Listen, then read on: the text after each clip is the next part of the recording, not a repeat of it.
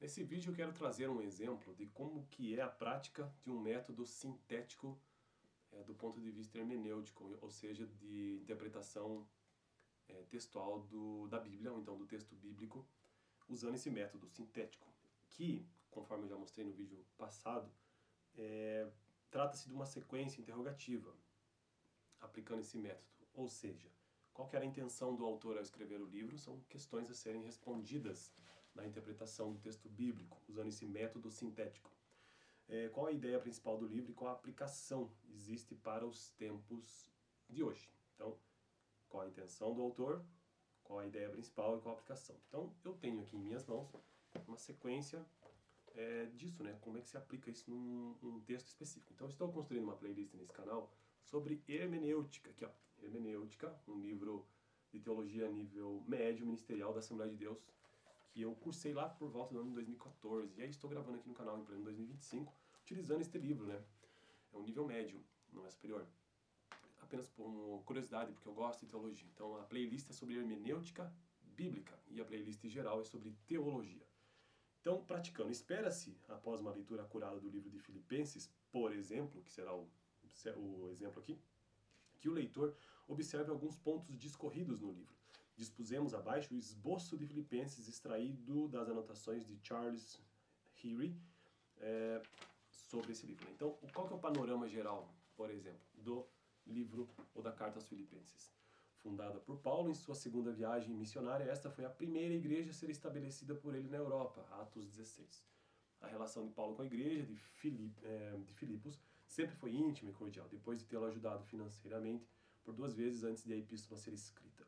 Ao saber do seu aprisionamento em Roma, a igreja enviou Epafrodito com outra oferta. Filipenses é a carta de agradecimento por essa oferta e a epístola mais pessoal de Paulo a uma igreja.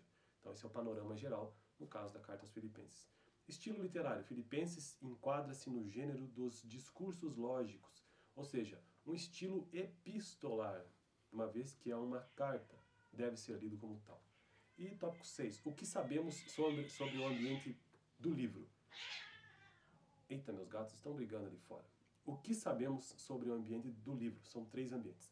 Filipenses inicia-se com saudações e expressões de gratidão. Paulo cumprimenta os filipenses por haverem cooperado com ele desde o princípio e lhe enviado ofertas em dinheiro. Deixa-lhes uma palavra de consolo e de gratidão a Deus pela vida deles. Segundo, isso é o que nós sabemos sobre o ambiente do livro. A situação pessoal de Paulo. Esta passagem nos dá todas as informações de que dispomos sobre qual passagem? Capítulo 1, capítulo 1, verso 12 ao 30.